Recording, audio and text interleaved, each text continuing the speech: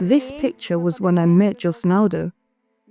I got pregnant on the first day I met him, and 3 days later, we moved in together. That was when I learnt about his past, that he was a drug user. He smoked marijuana, cocaine, and even crack cocaine. That was when our hell started. I entered a deep depression, and I would have to go search for him in the slums, where I would find him drugged and drunk. I was pregnant and pulling him on my back, taking him home. It was like this for a long time. I had my daughter, and then I had another. I then discovered that he cheated on me.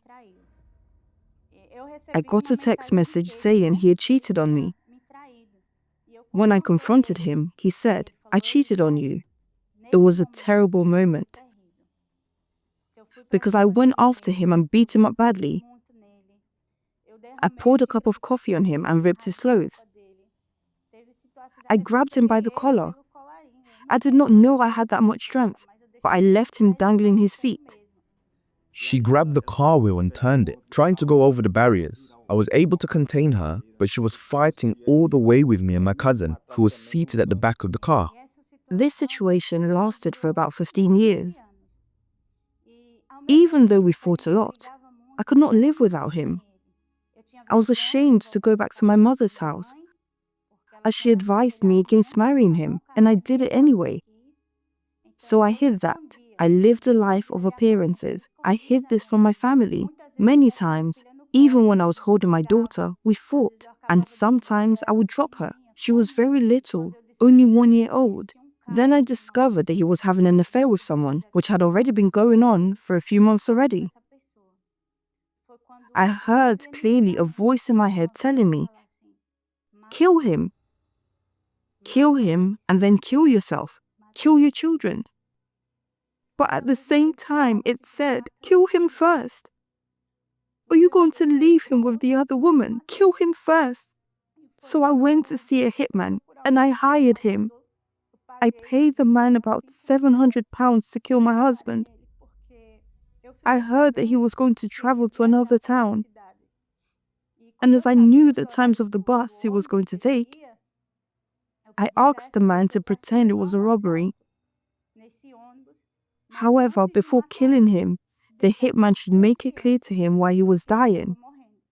Then on the scheduled day, I gave him a picture for them to identify who he was, so there would be no mistake.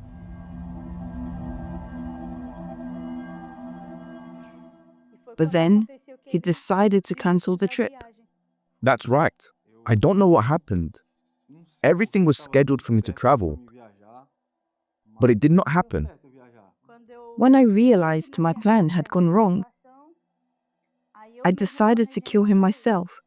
So, one night, when he was home, I hid a knife, then waited until he fell asleep, closed the door, and hid the keys. And I was going to take the knife to kill him. However, I did not find the knife in the place I had hidden it, so it had to be by hand. It was a night of fights, wasn't it? It was indeed a night of fights. She came on me. I was not Jacob, but I struggled the whole night to defend myself, to survive. I was trying to defend myself, but she would come after me. She tore me apart and ripped all my clothes. So he managed to take the keys that I hid in my clothes. I was able to leave the house.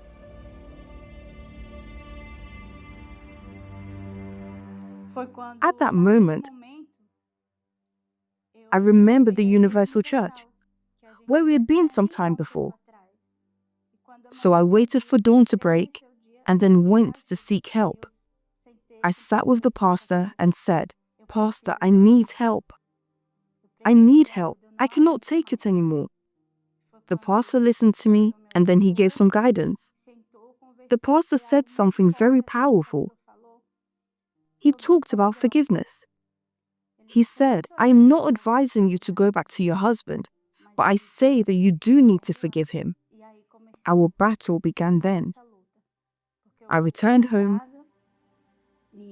and called him to start over. However, Even being in the church, I was not able to forgive him. When I looked at him, I felt immense pain. Thought of his mistress flooded my mind, and I still wanted to kill her. I wanted to take justice into my own hands. That was my wish. I used to sleep next to him, but I had no contact. The moment he touched me, just by putting his hands on me, I would start crying. I'd break down. I'd cry. I had so much hatred towards him. So much hatred. We once went to a meeting, the love therapy, and the pastor asked the couples to hug and ask each other for forgiveness. And when he asked me for forgiveness right there, I could tell it was sincere. I saw it was a sincere apology, and it had been a long time since we hugged. That moment happened in the love therapy. A pastor's wife sat next to me to counsel me. She saw our whole family, 5 people there, and she didn't approach me with caring or emotional words. She came with words of truth, and that's what changed everything. She said to me, "You're wrong. Did your husband cheat on you? Yes. Was it a lack of character? Yes. But if he makes things right with God, he'll be saved. But what about you? Where will you end up with all this hatred inside you?" That's when the mask fell off. That's when I really saw the person I was. Someone who wanted to take justice into her own hands at any cost. And after that, I went to a meeting where the pastor said, "If I were you, I wouldn't accept to live without the Holy Spirit." That's what stood out from the meeting for me. And from that day, my battle to forgive began. And there was a time when the bishop would always speak about betrayal in the meetings. Every time he had to bring it up. And that really bothered me. It bothered me. And I kept seeking God, asking for forgiveness. By that time, I had already given up my addictions. I was seeking God. I had left drugs, alcohol, fornication, every kind of addiction I had. Then came the campaign of Israel. I didn't see it as just a vow on the altar. I saw it as an opportunity to change our lives, an opportunity to live in God's justice.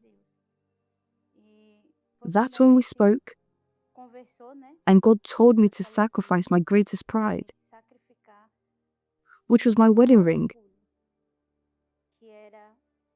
my marriage.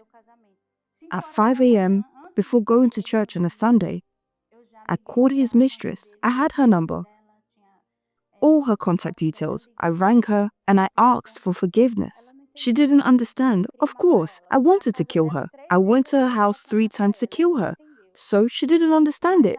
But that day, I took a huge weight off my back. It was a ton, a tremendous weight that I took off my back. And I asked him for forgiveness too. And then we went up on the altar, right? Yes, we went up together. That moment was different. We were sure that God had accepted our sacrifice. When I was able to ask her for forgiveness and ask him for forgiveness, God said, "Right, now the ground is fertile. It's going to bear fruit."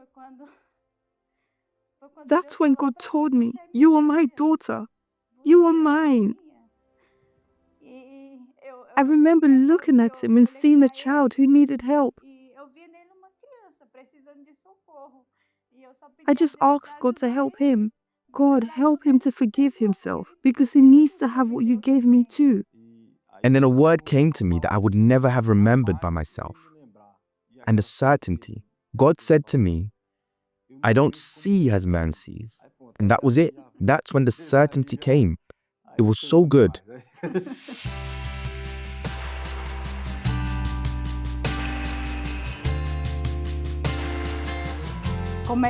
We started again from scratch. I learned to be a wife. I learned to be a mother. I learned to be a wise woman. I can speak about that because I knew her before. And I knew her after she was born of God. I knew that if I ever cheated on her, she'd really kill me because I already knew her temper was difficult. We got married on the altar. We started everything over. Yeah, It was all new. everything became new. We started doing everything the right way. And before, I wanted to beat him up. But now, I basically carry him in my arms. It's Now it darling is. this. Thank God it is. It's a blessing, a total and complete transformation. Today, it's just joy. When we're out, we can't wait to get back home. Back then, I didn't even want to go home. But now, I don't want to leave the house anymore.